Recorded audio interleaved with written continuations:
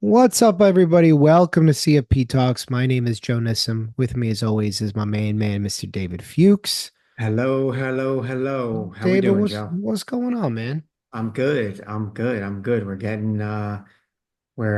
coming out of just finished up the cycle. I know it's been a few weeks ago now, but we're like getting people that are saying that may have not have passed.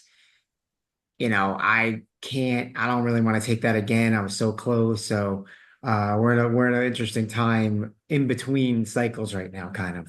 Yeah, we are in that kind of in between, and it's always that tough part because now you're a couple of weeks removed from the exam, and you're sitting there saying to yourself, "Do I really want to do this again?"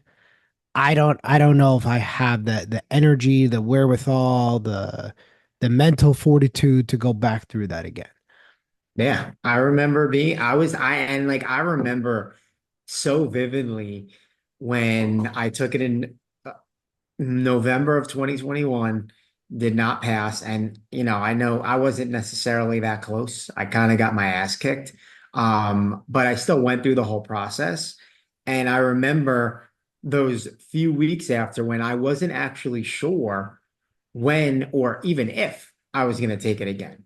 And I remember going back and forth the pros and the cons. Should I not or should I do it? And I just I could just remember vividly going through that time. So Yeah. just for you guys out there that may have failed and you're kind of going, deliberating, it's definitely normal to be feeling the way that you're feeling right now. Yeah, and just before we dive into this, we would appreciate if you guys hit the like and subscribe button on this so we can continue bringing this show to you guys. Shameless little plug, but we got to do it. Um, I think seeing the fail on the screen is one of the most demoralizing feelings in the world, especially if you really went for it. Um, and I hate, it stinks because, as we talk about a lot on the show, it's not like a process that you go through alone. It's the fact that I got to go tell people that I walked out of the exam and I failed.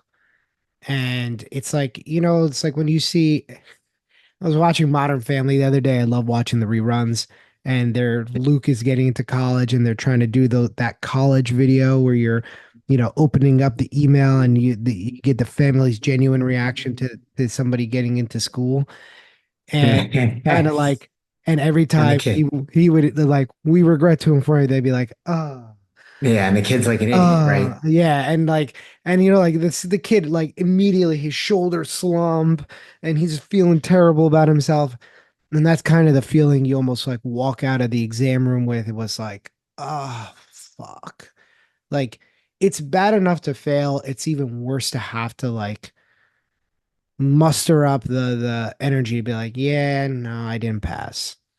That's why, again, I I always know. say this, like, I I don't tell know. anybody You that don't I'm tell taking it. anybody. I don't tell anybody until it's done. This way, when I fail, that never really happened. Yeah. I mean, and it's really it's a hard thing to admit to yourself that you've done something wrong, or maybe it was incomplete more often. Um, because I don't think any of us want to go into an exam and having put in the hours. And I think that is one of the most deceiving things. If I put in 250 hours, like I've heard this, right? I put in the 250, I didn't pass, but I put in the time. Like I did We what talked I about was that before. supposed to do. Like, Or I how paid the could this guy. happen, right? It's a kind of a crappy feeling to like think that you're doing all the right things and then find out that you're not. How do you deal with this? Like how do you get back in the saddle? Because I know for a lot of people it's like, well, yes, all of those things are true, but I don't want to quit either. The question becomes, Yeah. what do you do now? Like what's the next step? What do I do? Yeah. I mean, it's definitely normal. I mean, you have to, well, you always said, like, should you take it again? And it was kind of based on how you did in the last exam. Um, so I think you kind of need to, that take that into consideration. Like, if you failed every single subject, maybe you need another 6 months and you're not going to take it, in the next cycle. If you were close, maybe, and then here's how I thought about it. Not that, and again, not that I was so close, but I wasn't so far. I was about halfway there. If you recall, I, Yeah. failed about half, passed about half.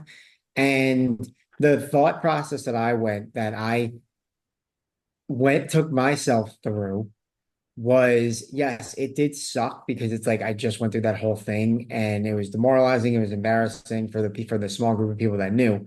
But um it sucked thinking about like, fuck, man, like I have to go through that whole thing possibly again. Like, do I want to do that? Should I do it? Is it worth it? Blah, blah, blah. And when I ultimately said to myself, like, yeah, I want this thing really bad. Like, I'm not giving up after one try. I'm going to get right back out there and I'm going to try it again.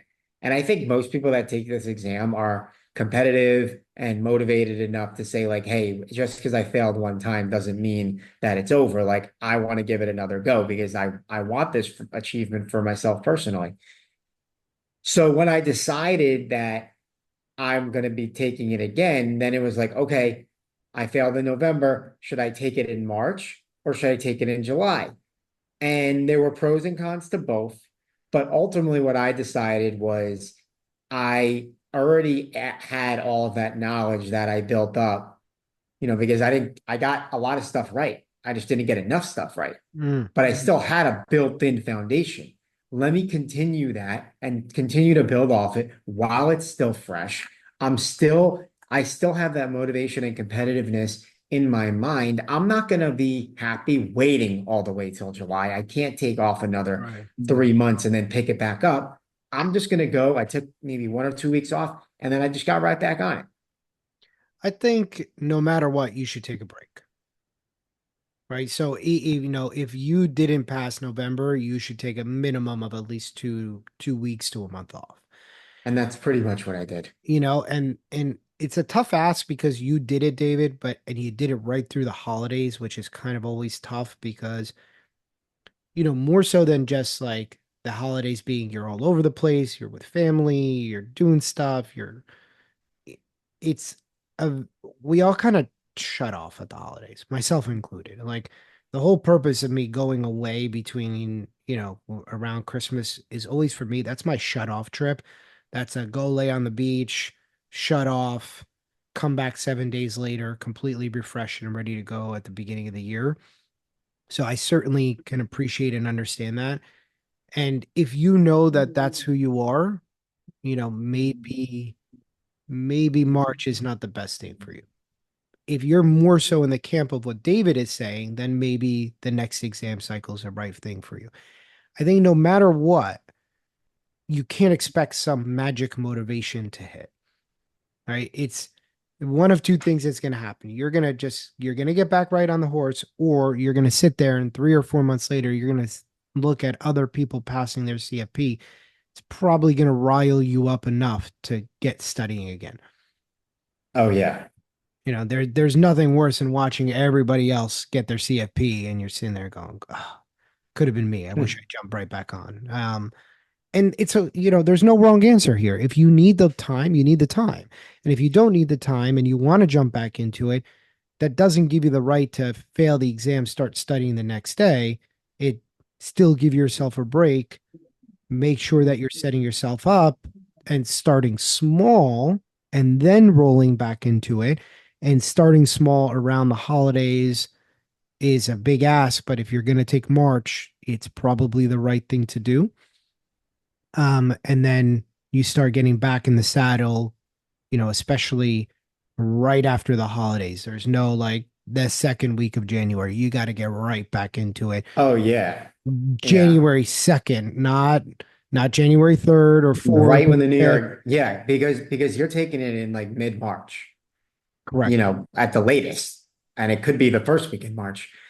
Well, it's a And little late this year, so it's the 18th, so you have the time. okay, But so it's like you mid to late March this right, year. but don't Yeah, but yeah. that is a But blessing, so you got to take advantage of it. That doesn't give yeah, you the right to go, oh, I'll start but January, you know? no, but yeah, I was gonna say either way, we say I feel like in my head.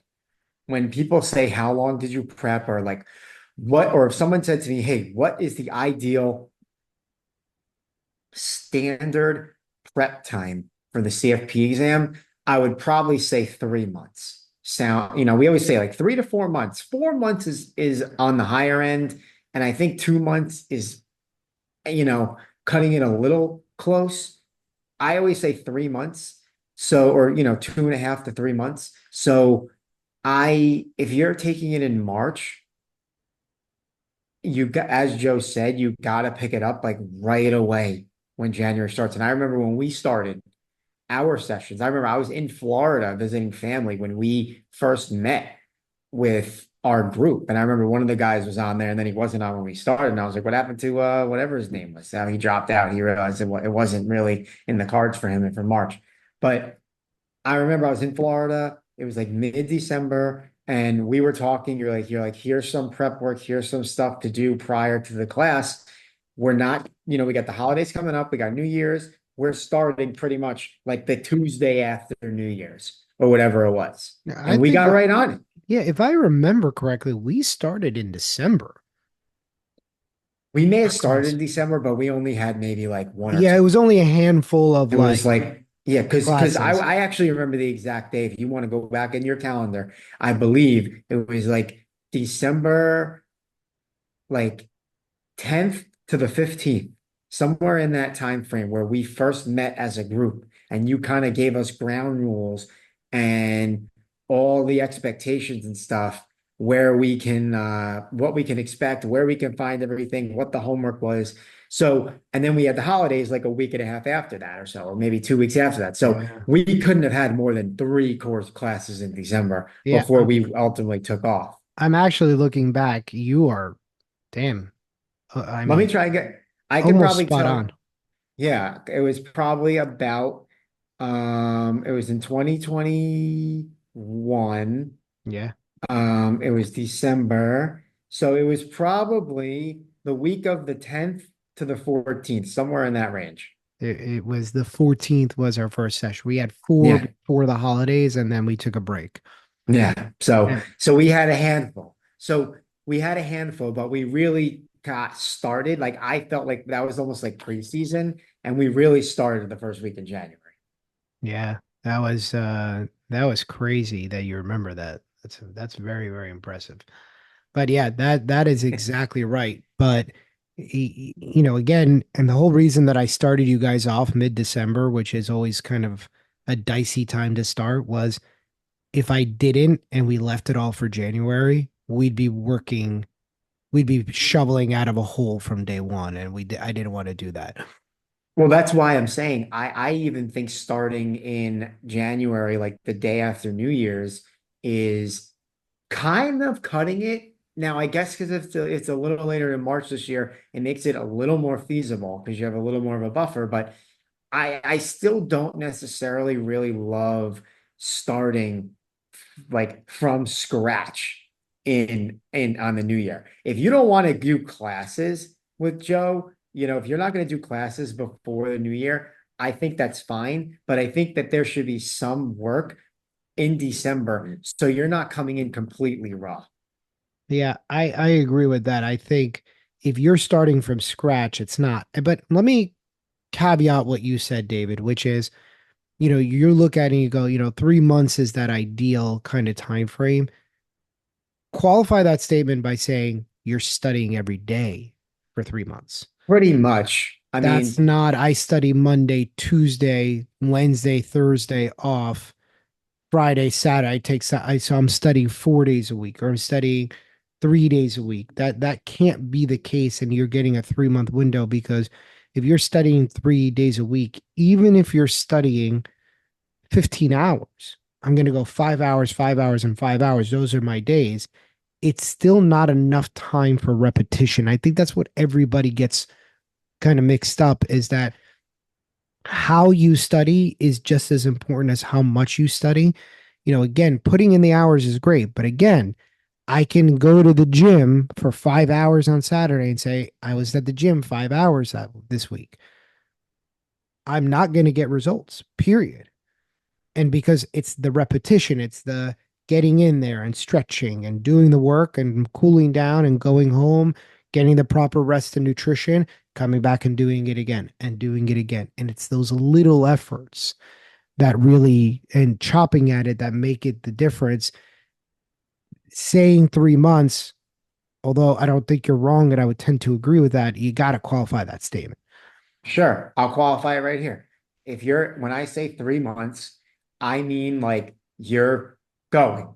Like this is not, I'll study a couple days, I'll do an hour here, and over 3 months it'll go up and down. Like no, no, no. This is like 3 months of where like you're in the fucking zone for 3 months.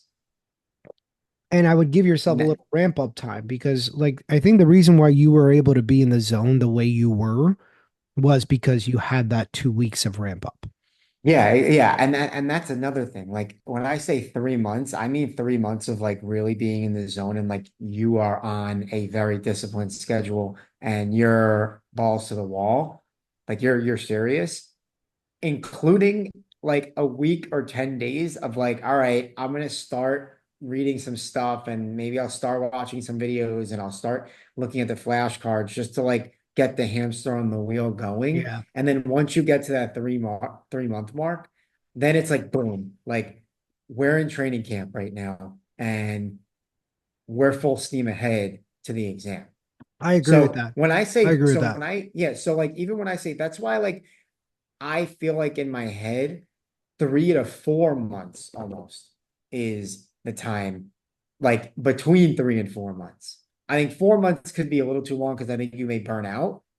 But when I say 3 months, it's more like 3 plus months is what the ideal study time would Yeah, be. That's what I three would say. 3 months of concentrated work with the assumption that you probably need a week or two on the front end and a week or two on the back end. So 3 plus months. Right. So, Yeah. like, basically add 2 weeks at the beginning or the end to any study plan just because it's not like you can jump right in and be, I'm going at it. You need a little bit of a ramp up time to get there because you Yeah. just got to get in that habit and the flow and start to, it's just really hard to do at first. It's like, again, if you're out of shape and you're starting at the gym, you're not starting where you left off, you're ramping back up. So I think that's a pretty good place to start. So, Yeah. with any questions or comments or concerns, please feel free to reach out to David and myself. We hope you enjoyed today's episode, and we will see you guys very soon. Have a great day.